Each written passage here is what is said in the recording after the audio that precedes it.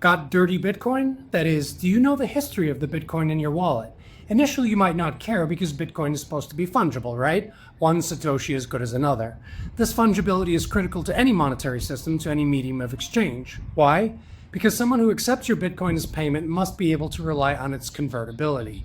If you're selling your house and decide to accept Bitcoin as payment, you need to be confident that you could turn around and use that Bitcoin for something else without being turned down because the Bitcoin is flawed or dirty. Well, unfortunately, this distinction between clean and dirty Bitcoin is becoming a huge issue that nobody is talking about. It's a threat to Bitcoin's use as a medium of exchange and therefore its long-term future. If you get value from this video and others that I've made, I'd be very grateful if you'd like this video and subscribe to the channel. Like all public blockchains, the Bitcoin blockchain is transparent and pseudo-anonymous. This transparency guarantees the integrity of the ledger, but it also enables blockchain analytics firms and law enforcement to trace every coin's life story. This has created an informal Bitcoin caste system that is enforced not by code, but by banks and exchanges. The result is that provenance, the origin and history of your coins, now matters, and it matters a lot.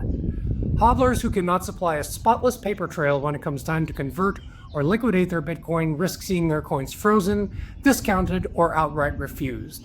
The turning point came in August 22 when the U.S. Treasury's Office of Foreign Assets Control, or OFAC, put Tornado Cash, an open-source crypto mixer, on its sanctions list. This marked the first time in history that code, rather than a person or entity, was identified as a bad actor. Within hours of this determination, Circle froze all USDC funds sitting at the blacklisted addresses. Major exchanges began blocking withdrawals of funds that had passed through Tornado Cash.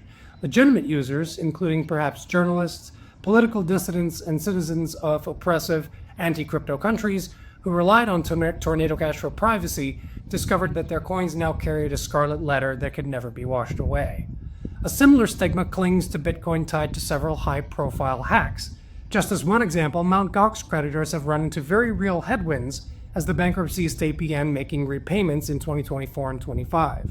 Several exchanges tagged the long-dormant coins as high risk, prompting investigations before the users were able to withdraw their funds. The message is clear. If an algorithm rates your UTXO as suspicious, your access to your Bitcoin, or at least the ability to do anything with it, can vanish overnight.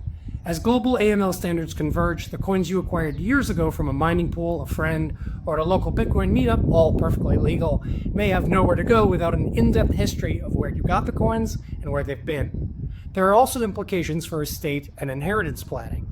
You had best rank and score your Bitcoin before assuming that it's safe to pass down to younger generations.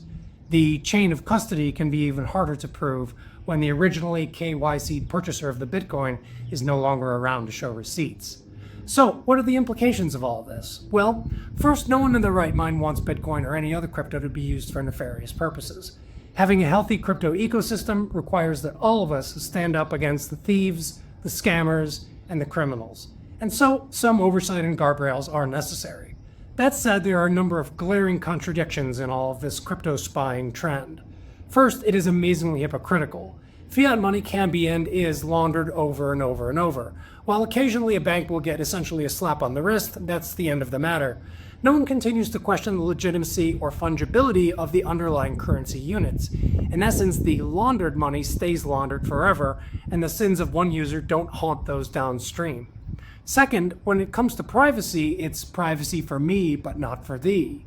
In other words, privacy is critical for billion-dollar investments and tax dollars, but that $5,000 Bitcoin transfer, well, that requires a root canal and a stack of paperwork a mile high. Third, the growing emphasis on unit-based rather than just user-based surveillance presents risks to Bitcoin's decentralization. In essence, if every Bitcoin must forevermore pass the Mother May I test, you've essentially reinserted a middleman into a system that is specifically designed not to need one. Fourth, in crypto as in life, there is a balance to be maintained. Hypervigilant crime prevention systems choke off trillions of dollars of legitimate commerce while dealing only a glancing blow to more sophisticated criminals who know how to rotate addresses, exploit cross-chain bridges, and operate in jurisdictions indifferent to Western sanctions. So, what can you do with all of this information? Well, as a practical matter, we need to accept that Know Your Transaction, or KYT, is going to remain part of the landscape for the foreseeable future. One skill you might want to at least start investigating is how to use the free blockchain explorers.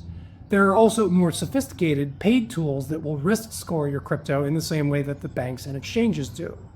These have a learning curve and a cost, of course, but for larger holders, they might be worth the time and investment. You can also contact me for referrals to professionals who love the hunt and do nothing else all day but blockchain tracing and investigations. Put simply, do your own homework or someone else will do it for you. So that's it for this discussion of the importance of knowing your Bitcoin provenance. I know it's a complex subject, but you'll get there. I'm Ari Good, blockchain lawyer. Contact me for more information or if I can help. Thank you.